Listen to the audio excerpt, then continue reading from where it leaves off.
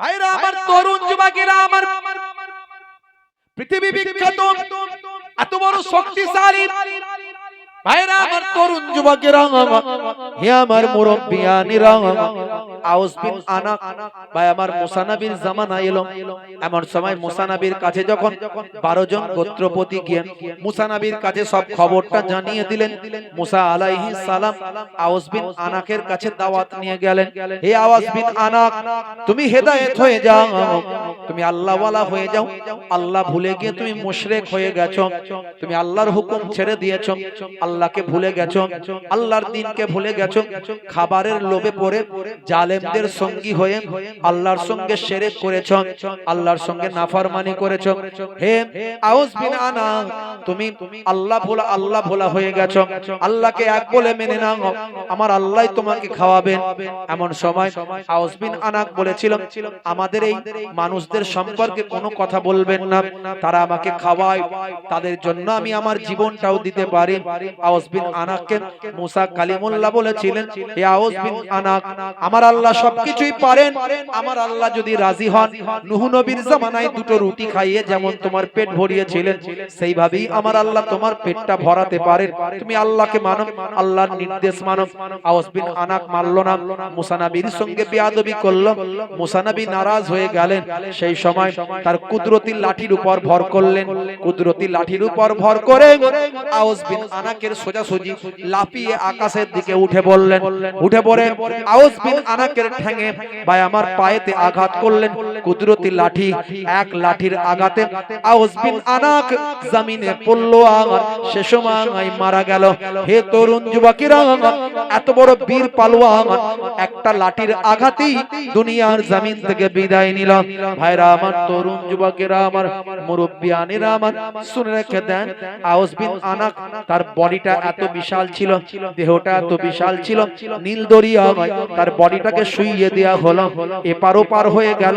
কিছুদিন পরে তার কঙ্কাল বেরিয়ে গেল। সেই কঙ্কালটা ব্রিজে পরিণত হলো। 200 বছর পর্যন্ত তার কঙ্কাল বডির উপর দিয়ে নীল দরিয়া মানুষ পারাপার করত। এই রকম পৃথিবী বিখ্যাত এত বিশাল বড় দেহওয়ালা, শরীরওয়ালা মস্তান পৃথিবীর জমিন থেকে ধ্বংস হয়েছে। কেন কথাটা বললাম? আপনাকে আমাকেও মরতে হবে, এত বড় মস্তানও টেকেনি। 3500 বছর বেঁচেছে, তারপরেও টেকেনি। 200 বছর তার শুধু কঙ্কাল, দেহটা, কঙ্কালটা ব্রিজের কাজ হয়েছিল, ব্রিজ, সেতু পারাপার। তারপরেও তার অস্তিত্ব নাই। মুসলমান, তাহলে মরতে আপনাকে আমাকে হবে, মৃত্যুর কোনো বিকল্প কিছু না। হে তরুণ যুবকেরা, হযরত নবী সুলাইমান আলাইহিস সালাম জিনেদেরকে নিয়ে বাইতুল মুকাদ্দাস তৈরি করেছিলেন। সুলাইমান নবীর আলোচনা অনেক করেছি, করব না। সেই নবী সুলাইমান আলাইহিস সালাম তার সঙ্গী সাথীদের বললেন, তার সাহাবায়ে কেরামদের বললেন, হে সাহাবীরা শুনে রেখে দাও, এই যে বিশাল মসজিদ তৈরি হচ্ছে, বাইতুল মুকাদ্দাস তৈরি হচ্ছে, জেনেরা তৈরি হচ্ছে। জেনেরা হয়েছে লেবার, পাহাড় থেকে পাথর কেটে কেটে মসজিদ তৈরি হচ্ছে। মানুষ খাটতে পারবে না, মানুষ পরিশ্রম করতে পারবে না, জেনেদের শক্তি অনেক বেশি, তারাই খেটে তৈরি করছে। শুনে রেখে দাও হে সাহাবীরা, জেনে রেখে দাও, পৃথিবীর এক প্রান্ত থেকে অন্য প্রান্তে আমি জেনেদেরকে ধরে নিয়ে এসেছি। জেনেদেরকে ধরে নিয়ে এসে তাদেরকে মসজিদ তৈরি করাচ্ছি। মসজিদের সুন্দর ডিজাইন তৈরি হচ্ছে, এটা মানুষের দ্বারাই সম্ভব হবে না। শুনে রেখে দাও হে সাহাবীরা, হে আমার সঙ্গীরা, এই অবস্থায় যদি মালাকুল মউত চলে আসে আর আমার রূহটা যদি বের করে নিয়ে যাওয়া হয়, তাহলে মসজিদটা ইনকমপ্লিট রয়ে যাবে, কমপ্লিট আর হবে না। শুনে রেখে দাও সাহাবীরা, এই অবস্থায় যদি আমার মওত হয়ে যায়, জেনেরা যেন বুঝতে না পারে যে আমি ইন্তেকাল করেছি, মারা গেছি, তাহলে জেনেরা কাজ বন্ধ করে দেবে, মসজিদের ডিজাইন বন্ধ করবে, মসজিদের কাজ তারা করবে না।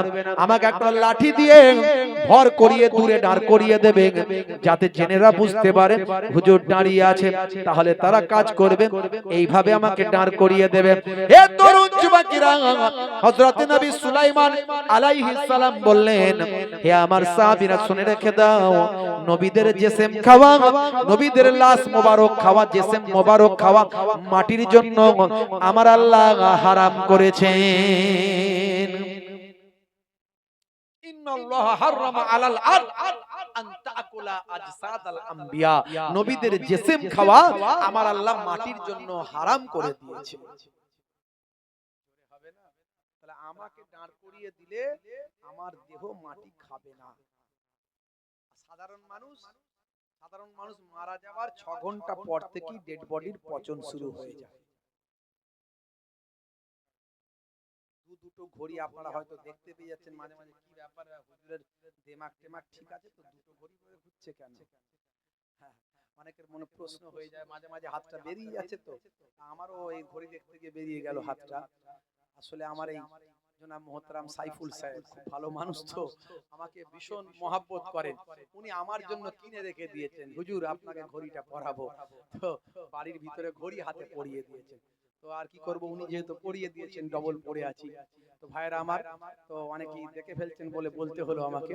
তো যাই হোক, যে কথাটা বলছি আমি, যে নবীদের জিসম খাওয়া আমার আল্লাহ মাটির জন্য হারাম করেছে। জোরে বলুন সুবহানাল্লাহ। নবীরা মরে মুর্দা নন, মরে জিন্দা। কেমন জিন্দা আমরা জানি না, এর দলিল, এর প্রমাণ অনেক আছে। হে তরুণ যুবকেরা, হে আমার বন্ধুরা, শুনে রেখে দিন বাবা, জেনে রেখে দেন। হে মুসলমান, একটুখানি লক্ষ্য করুন বাবা, তরুণ যুবকেরা খেয়াল করুন। হযরতে ভাই আমার সুলাইমান আলাইহিস সালাম ইন্তেকালের আগে এমন সময় যখন বলেছিলেন আমার যে জিসমটাকে দাঁড় করিয়ে দেবে, কুল্লু নাফসিন যায়কাতুল মউত, প্রত্যেক প্রাণী মাত্র মৃত্যুর আস্বাদ গ্রহণ করবে। আল্লাহ বলছেন কোরআন মাজিদে, আমার আল্লাহ আরো বলেছেন, ইজা জা আজালুহুম লা ইস্তাখিরুনা সাআতাও ওয়া লা ইস্তাকদিমুন, মৃত্যুর যে সময় নির্ধারণ করা হয়েছে সেই সময়ের এদিক ওদিক করা হবে না। আইনামা তাকুনু ইদরিকুমুল মাউত ওয়ালাউ কুনতুম ফি বুরুজিম মুশাইয়্যাদা। আমার আল্লাহ আরো বলেছেন, মৃত্যুর ভয়ে, মৃত্যুর জন্য, মৃত্যু থেকে বাঁচার জন্য তুমি যদি সুদৃঢ় গম্বুজ মজবুত কেল্লার মধ্যে যাও, সেখানেও তোমার মৃত্যু আসবে, মৃত্যু থেকে বাঁচতে পারবে না। একজন বলছে, হুজুর আপনারাই বলেন যে ঘরে ছবি থাকবে, স্ট্যাচু থাকবে, মূর্তি থাকবে, সেই ঘরে নাকি ফারিস্তা ঢুকবে না। তো এটা করলে তো হয়, যখন দেখো বাজার খারাপ, মৃত্যুর সময় এসে যাচ্ছে, তখন ছেলেদেরকে আগে থেকে বলে রাখবো, বাবু ওই সময় তোরা যেই ঘরেতে ছবি আছে, স্ট্যাচু আছে, সেই ঘরেতে নিয়ে ঢুকিয়ে দিবি যাতে ফারিস্তা না আসতে পারে। কত চালাক! আমি বললাম, দেখো ওটা রহমতের ফারিস্তা আসবে না। আল্লাহর নবী বলেছেন যে ঘরে ছবি থাকবে, স্ট্যাচু থাকবে, স্বামী স্ত্রীর বিয়ের ছবি, ছেলের মুখে ভাতের ছবি, বেড়াতে যাওয়ার দীঘার ছবি ভালো করে টাঙিয়ে সুন্দর করে বাঁধিয়ে রেখেছে, ওই ঘরে রহমতের ফারিস্তা আসবে না। প্রত্যেক ঘরে রহমতের ফারিস্তা আসা যাওয়া করে। যুবকেরা মনে রাখবেন, প্রত্যেক ঘরে রহমতের ফারিস্তা আসা যাওয়া করে। যে ঘরে ছবি থাকবে, স্ট্যাচু থাকবে, মূর্তি থাকবে, আর যে ঘরের দরজার সামনে বাঁশবাগানে গিয়ে পায়ামার পটি খাওয়া, মানে পায়খানা খাওয়া কুকুর বাঁশবাগানে গিয়ে পায়খানা খায় আর তোমার ঘরে দরজার সামনে এসে ঘুমায়, এই রকম কুকুর থাকলে, শিকারী কুকুরের মাসলা আলাদা, এই রকম কুকুর থাকলে সেই ঘরেতে রহমতের ফারিস্তা ঢোকে না। আমি বললাম, দেখো বাবু, ওটা রহমতের ফারিস্তা ঢুকবে না, কিন্তু জান কবজ করার ফারিস্তা, আজরাইল ফারিস্তা, রনে বনে জঙ্গলে যেখানেই থাকো, প্রয়োজন হলে, সময় হলে আজরাইল ফারিস্তাকে দেখতে পাবে গো। কথা ঠিক না? হে তরুণ যুবকেরা, হে আমার বন্ধুরা, মৃত্যুর সময় যখনই হবে ফারিস্তা আসবে। হযরত নবী সুলাইমান আলাইহিস সালাম এমন সময় কাজ করাচ্ছেন ফেরেশতারা জিনেদেরকে নিয়ে কাজ করাচ্ছেন হঠাৎ করে দেখতে পাওয়া যায় মালাকুল মউত আজরাইল ফেরেশতা এসে হাজির হলেন আসসালামু আলাইকুম ইয়া নবী আল্লাহ ওয়া আলাইকুম আসসালাম ইয়া মালাকুল মউত ইয়া মালাকুল মউত হে আজরাইল ফেরেশতা কি ব্যাপার আপনি এসেছেন এমন সময় আল্লাহর নবী হযরতে সুলাইমান আলাইহিস সালাম বললেন ভাই মালাকুল মউত আপনি কি আমার সঙ্গে মোলাকাতের জন্য না আমার রূহটা বের করার জন্য আল্লাহর ফেরেশতা বললেন ভাই ও নবী পয়গম্বর ও আল্লাহর মোবারক গুরুত্বপূর্ণ পয়গম্বর নবী সুলাইমান আলাইহিস সালাম আমার আল্লাহ আপনাকে এত বড় বাদশাহী দিয়েছেন আপনি জিন পরী সমস্ত কিছু জিন জিন্নাতের উপর মানুষ পশু পাখি ভাই আমার গাছপালা সবের উপর হাওয়া বাতাস জিন জিন্নাতের সকলের উপরে আপনি বাদশাহী করেন আমার আল্লাহ এত সম্মান দিয়েছেন সারা পৃথিবীতে আপনি বাদশাহী করছেন আল্লাহ এত সম্মান দিয়েছেন আল্লাহর মসজিদ তৈরি করছেন জেনেদেরকে নিয়ে এত সম্মান দিয়েছেন কিন্তু আমি মালাকুল মউত আমার আল্লাহ আমাকে যখন পাঠান রূহটা বের করার জন্য পাঠিয়েছেন আমি আপনার সঙ্গে মোলাকাতের জন্য আসি না বরং আপনার রূহটা বের করার জন্য এসেছি হে তরুণ যুবকেরা হযরত নবী সুলাইমান আলাইহিস সালাম বললেন আমার আল্লাহ যখন আমাকে চেয়েছেন আমি নিশ্চয়ই আল্লাহর ডাকে সাড়া দেব কিন্তু যাওয়ার আগে আমি আপনার কাছে একটা কথা বলতে চাই ভাই মালাকুল মউত আমাকে কয়েক মুহূর্ত সময় দাও বহু সময় ধরে আমি আল্লাহর ঘর বাইতুল্লাহ তৈরির জন্য ব্যস্ত আছি আমাকে একটু সময় দাও আমি একটু পিপাসা আছি এক গ্লাস পানিটা পান করতে চাই এমন সময় মালাকুল মউত আজরাইল ফেরেশতা বললেন ও আল্লাহর পয়গম্বর শুনে রেখে দেন আমার উপর হুকুম না এক গ্লাস পানি পান করার সময় দিন বরং আপনি আল্লাহর দরবারে চলুন আমার আল্লাহ চাইলেন আল্লাহর কুদরতি শরবত আমার আল্লাহ আপনাকে পান করাবেন মালাকুল মউত আজরাইল ফেরেশতা নবী সুলাইমান আলাইহিস সালামকে পানি পান করার সময়টুকু দিলেন না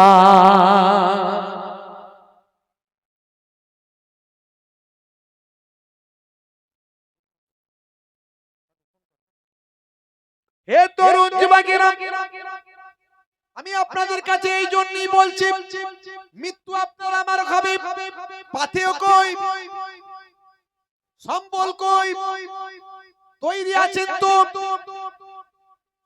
আমার মরণ আসিবে কখন কেউ তা জানে না তোমার মরণ আসিবে কখন কেউ তা জানে না তুমি মরে গেলে আমি মরে গেলে তোমরা আমায় ভুলে যেও না তোমার মরণ আসিবে কখন কেউ তা জানে না আমার মরণ আসিবে কখন কেউ তা জানে না এই দুনিয়ায় চিরজীবন কেউ তো থাকবে না অন্ধকার কবর যে তোমার আসল ঠিকানা এই দুনিয়ায় চিরজীবন কেউ তো থাকবে না অন্ধকার কবর যে আমার আসল ঠিকানা সেই কবরে পিতা মাতা কেউ তো আসবে না সেই কবরে নবী ছাড়া কেউ তো আসবে না তোমার মরণ আসিবে কখন কেউ তা জানে না আমার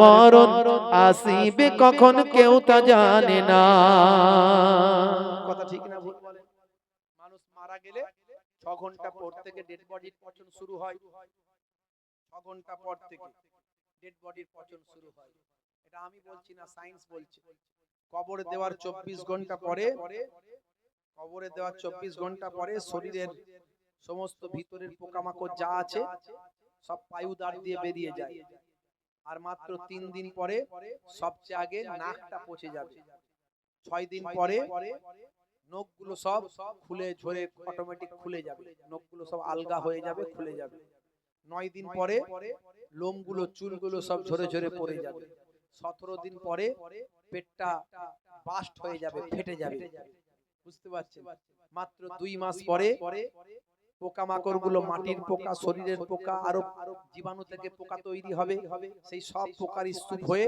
বস্তুগুলো সব খেতে শুরু করে দেবে খেয়ে নেবে আর মাত্র 365 দিন পরে এক বছরের মধ্যে প্রায় হাড় হাড্ডি গোটা কত পড়ে থাকবে, বাকি সব ফাঁকা হয়ে যাবে। একজন ভাই আমার ঘরের ভিত খুঁড়ছিল, খুঁড়তে খুঁড়তে একটা খুলি পেয়েছে, খুলি ইন্টারনেটে আমাকে দেখালো, হুজুর দেখুন খুলি পেয়েছে, খুলি মাথার খুলি, বুঝতে পারছেন? চোখ ফাঁকা, এই ফাঁকা শুধু হাড়টা, মাথার হাড়টা শুধু আছে, এই খুলি দেখা যাচ্ছে। সেও আমাদের মতো একটা মানুষ ছিল। ভাবুন, কল্পনা করুন। আমি আপনাদেরকে ভাবাতে এসেছি, আমি জোর করে চাপাতে আসি না, চাপাতে পারবো না, জোর করে ধর্ম হয় না। ইসলামে বলা হয়েছে লা ইকরাহা ফিদ্দিন, ধর্মে কোনো জবরদস্তি নাই, জোর করে হয় না। একটু ভাবুন, ভাবাতে এসেছি। গতানুগতিক জীবন ছেড়ে দিয়ে আল্লাহ এবং রাসূলের পথে চলুন। হে তরুণ যুবকেরা, হে আমার বন্ধুরা, শুনে রেখে দিন বাবা, জেনে রেখে দেন, মাইকেল জ্যাকসন বাবা বিশ্বনবীর শিষ্য হলো, পৃথিবী বিখ্যাত একজন পপ তারকা, আর একজন পৃথিবী বিখ্যাত ভাই আমার ব্যক্তিত্বের নাম হলো ভাই আমার দোস্ত আমার ক্যাসিয়াস ক্লে, যার আসল নাম হলো ক্যাসিয়াস মার্সেলাস ক্লে। ভাই আমার বাল্যকালে 12 বছর বয়সে তার সাইকেলটা চুরি হয়েছিল। সাইকেলটা চুরি হওয়ার পরে এত তার সাহস আল্লাহ দিয়েছিলেন, সেই 12 বছরের একটা ছেলে থানার অ্যাড্রেস নিয়ে খুঁজে খুঁজে থানায় গিয়ে থানার বড়বাবুর কাছে কমপ্লেন করেছিল। 12 বছর বয়সে একটা ছেলে থানায় গিয়ে কমপ্লেন করছে, এটা দেখে বড়বাবু হকচকিয়ে গিয়েছিল, অবাক হয়ে গিয়েছিল। অবাক হয়ে গিয়ে বলেছিল, হে ক্যাসিয়াস মার্সেলাস ক্লে, তুমি তো ছোট বাচ্চা, তুমি নিজেই 12 বছর বয়সে তুমি থানায় কমপ্লেন করেছো। আমি চাই তুমি একজন মুষ্টিযোদ্ধা হও, শক্তিশালী একজন যোদ্ধা হয়ে যাও, আর তুমি বড় হয়ে সাইকেল চোরকে ধরে নিজে হাতেই তুমি শাস্তি দাও। তিনি বলেন, এই যে থানার বড়বাবু আমাকে বলেছিলাম, সেটা আমার মাথায় ঢুকে গিয়েছিল। পরবর্তীকালে পৃথিবী বিখ্যাত ইন্টারন্যাশনাল 3 বার হেভিওয়েট চ্যাম্পিয়ন মুষ্টিযোদ্ধা পৃথিবী বিখ্যাত হয়েছিল। 3 বার বিশ্ব হেভিওয়েট চ্যাম্পিয়ন। হে তরুণ যুবকেরা, হে আমার বন্ধুরা, শুনে রেখে দিন বাবা, দেখতে কালো ছিলেন, কৃষ্ণাঙ্গ চেহারার মানুষ ছিলেন, শ্বেতাঙ্গরা তাদের ঘৃণা করে। আচ্ছা বলুন, কালো আর সাদা, কালো চামড়া সাদা চামড়া, ফর্সার কালো বানানোর মালিক কে? নারী আর পুরুষের বানানোর মালিক কে? অনেকে ঘরে কনভয় বলে, বাপের রাগ হয়, আত্মীয়দের রাগ হয়, হ্যাঁ, তো দুই পর পর মেয়ে হলো, ছেলে হলো না।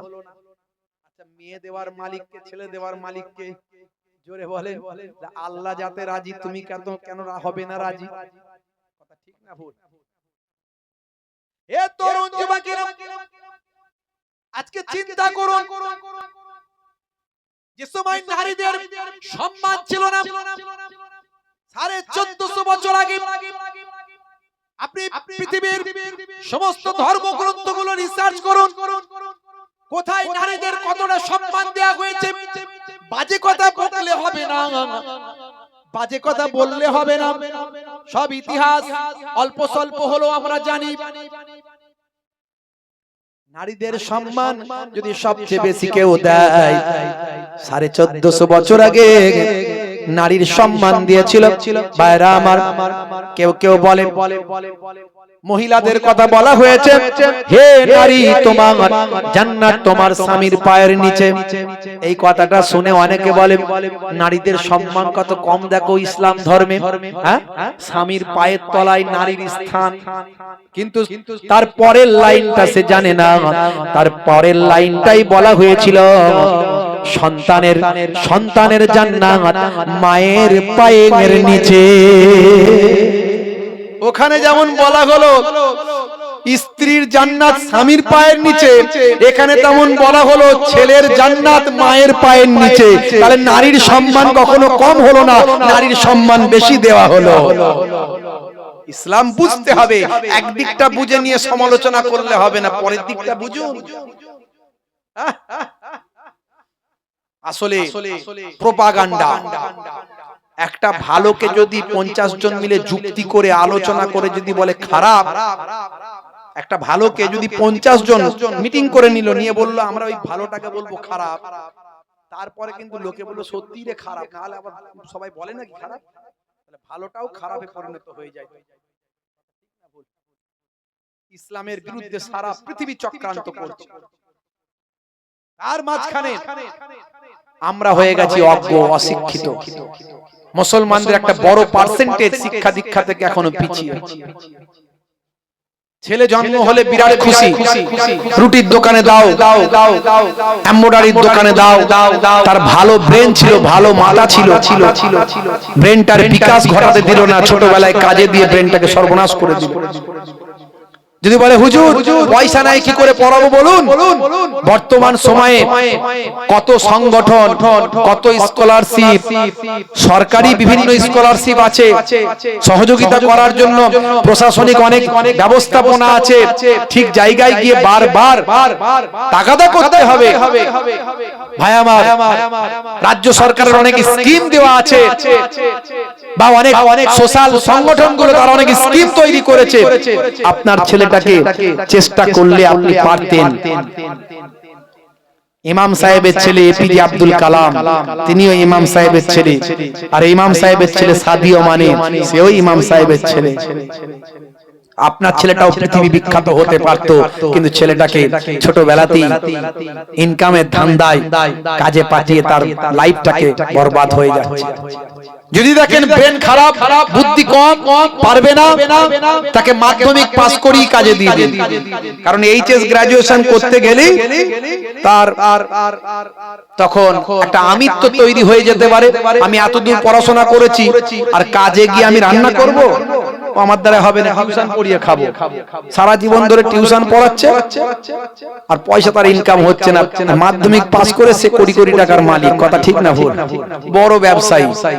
যদি দেখেন ব্রেন খারাপ, তার এগোতে পারছে না, মাধ্যমিক পর্যন্ত কোন রকমে পড়িয়ে তাকে কাজে দিন, তখন সে দেখবেন ওই কোন ব্যবসায়ী গিয়ে সেখানে রান্নাও করছে, পানিও আনছে, তার প্রেস্টিজে লাগবে না। আর গ্রাজুয়েশনের পরে যদি কাজ শিখতে যাই, প্রেস্টিজে লাগবে। আমি গ্রাজুয়েট পাস আর এই মূর্খ লোকেদের আমি পানি বইবো। ভালো করে বুঝবেন কথাগুলো কি বলছি ভাইরা আমার। আর যদি দেখেন ব্রেন আছে, মাথা আছে, যেমন করে হোক না খেয়ে না দিয়ে ছেলেটাকে পড়া।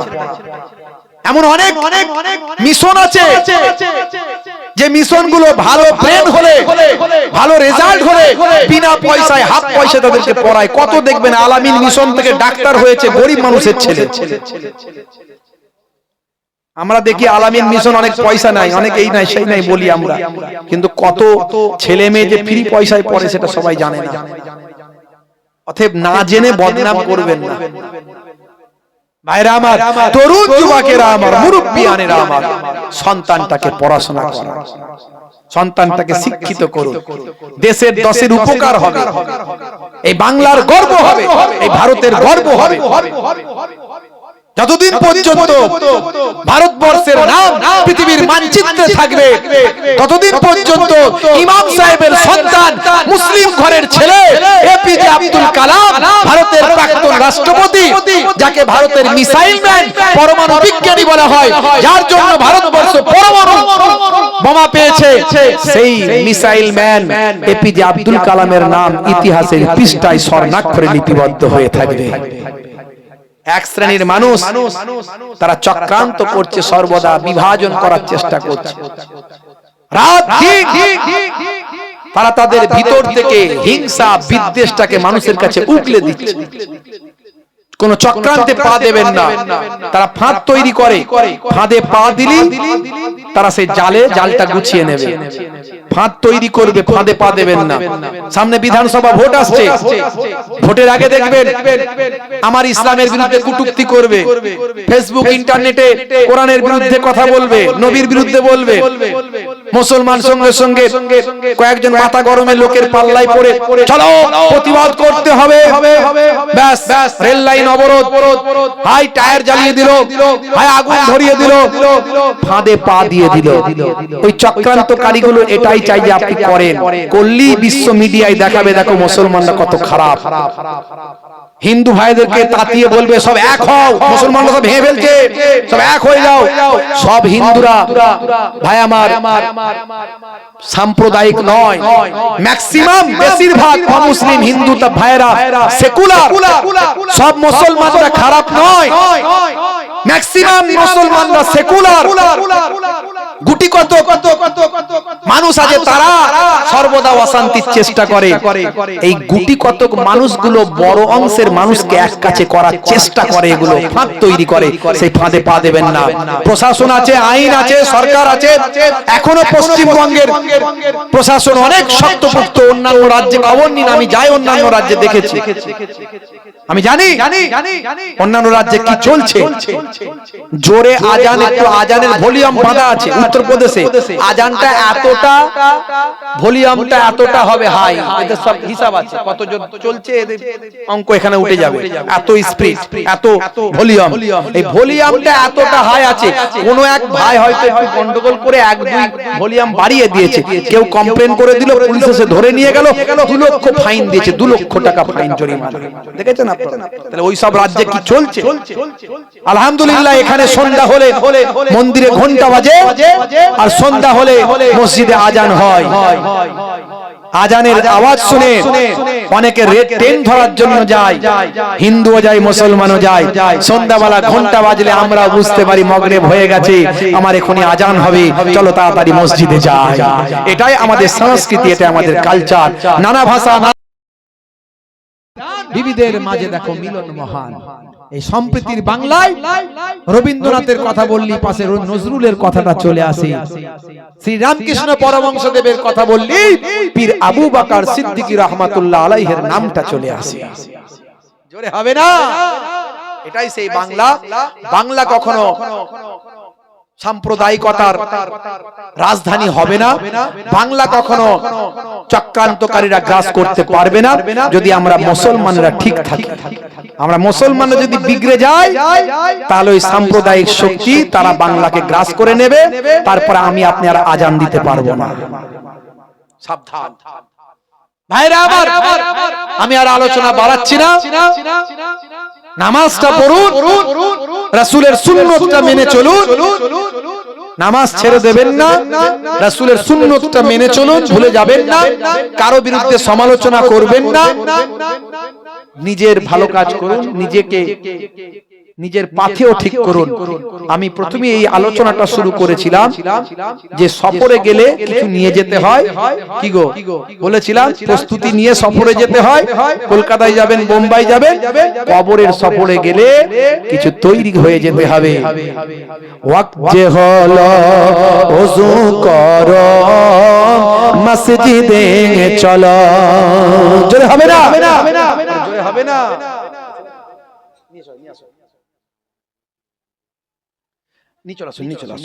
ওয়াক্ত যে হলো ওযু করো, মসজিদে চলো, খোদার হুকুম পালন করো, নামাজটা পড়ো।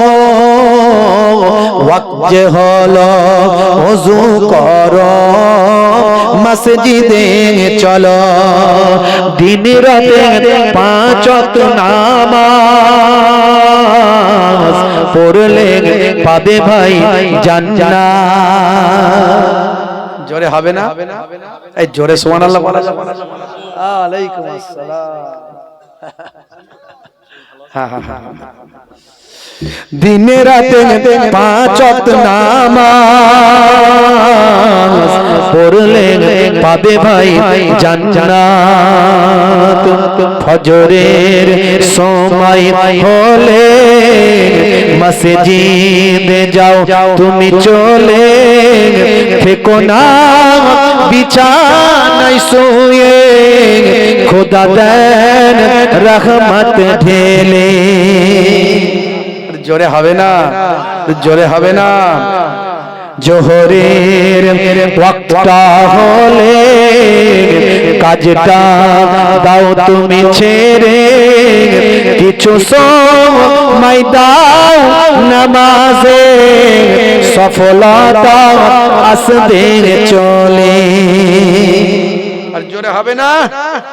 মাগরিবের ওয়াক্ত আসিলে মসজিদে যাও তুমি চলে, থেকো না আযাব থেকে কবরে আযাব থেকে মুক্তি প্রভু দেবে। ওয়াক্ত যে হলো ওযু করো মসজিদে চলো, খোদার হুকুম পালন করো, নামাজটা পড়ো। ওয়াক্ত যে হলো ওযু করো মসজিদে চলো। বলুন ইনশাআল্লাহ, বলুন ইনশাআল্লাহ। কারা কারা নামাজ পড়বেন হাত তুলে দেখান তো দেখি। এই যারা হাত নামিয়ে রাখবে তারা কিন্তু বেনামাজি হবে নাকি, জাহান্নামে যাবে নাকি? প্রত্যেকে হাত তোলেন। নারে তাকবীর, নারে তাকবীর। মাশাআল্লাহ, সবাই নামাজ পড়বেন। কাজা হলে বাবা কাজা পড়বেন, কাজা হলে কাজা পড়বেন। অনেক নামাজ দাঁড়িয়ে পড়তে কষ্ট হচ্ছে, বসে পড়বেন। অনেক নামাজ, এতটা নামাজ খাওয়ারই খেতে ইচ্ছা করে না, তো কি করে নামাজ পড়বো হুজুর? অন্তত ফরজ আর ওয়াজিব নামাজটা পড়ে ঘুমিয়ে যান, বসে বসে পড়েন। নষ্ট করবেন না, কাজা করবেন না। বাপ ভাইরা আমার, নামাজ ছেড়ে দেবেন না। আর আমি আপনাদের বলেছি যে অনেক সুন্নতের কথা বলেছি, কোন সুন্নত কবরে গেলে দেখা যাবে না, একটা সুন্নত দেখা যাবে। সেটা কি? ইন্টারনেটে যাবেন, আমার 20-25 হাজার বক্তব্য আছে, একটা দুটো নয়। আমি প্রত্যেকটা সুন্নতের সঙ্গে সায়েন্স বিজ্ঞানকে কম্পেয়ার করে দেখানোর চেষ্টা করেছি। তো একটা সুন্নত কবরে যাবে, সেটা দেখতে পাওয়া যাবে, সেটা হলো মুখের দাড়ি। এখন বিরাট কোহলি, হরভজন সিং, লিওনেল মেসি, ভাই আমার হাসি মামলা তো সুন্নতি দাড়ি, মঈন আলী খান সুন্নতি দাড়ি, জুনায়েদ জামশেদ সুন্নতি দাড়ি, আসিফ খান রকি সুন্নতি দাড়ি। তা আপনি সুন্নতি বড় দাড়ি যদি রাখতে নাও পারেন, ছোট নবীর সুন্নত মনে করে ছোট হলেও রাখুন। Something is better than nothing. নাই মামার চেয়ে কানা মামা ভালো। এই দাড়িটা রেখে মারা যান, কবে মরে যাবেন গ্যারান্টি নাই। কবরে গেলে মুনকার নাকির ফারিস্তা বলবে মান রব্বুকা, দেখতে পাবে মুখে দাড়ির দেখা, হতে পারে ওই দাড়িটা হবে নাজাতের জারিয়া। ভাইরা আমার, বিদায় নিলাম, দোয়া রাখবেন আমার পরে। আমার মাশাআল্লাহ, মাশাআল্লাহ। মামা ভাগনা দেখেছেন তো, পরে আসবেন মামা, আগে এসেছেন ভাগনা। কি মহাব্বত! মামা ভাগনা যেখানে বিপদ নাই সেখানে, আবার মামা ভাগনা যেখানে বিপদ আছে সেখানে। মাশাআল্লাহ, মাশাআল্লাহ। আমাদের খুব ভালো মানুষ, নেক মানুষ, মুফতি সাহেব। মাশাআল্লাহ, আমার খুব প্রিয় মানুষ জনাব হযরত মুহতারাম মুফতি শামসুল